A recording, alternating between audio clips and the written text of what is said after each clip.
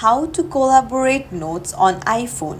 Hey everyone, welcome back to the channel. If you are new here, don't forget to hit the subscribe button and turn on the notification bell to not miss any updates. So today I'm going to show you how to easily collaborate your notes in iPhone in few minutes. So open up your notes app and then choose the note that you want to collaborate, and then on the top you'll see share icon. Tap on it. There you'll see send a copy option. Tap on it, and there you'll find collaborate. Tap on collaborate, and once you've done that, choose one of the apps where you want to send the collaboration request. I'll choose messages. Now what you need to do is you'll need to put the phone number or email of the person whom you want to send the collaboration request, and they just have to accept it, and that's it. It's as simple as that. If you found this tutorial helpful, don't forget to like and subscribe to our channel for more tips and tricks. Thank you for watching.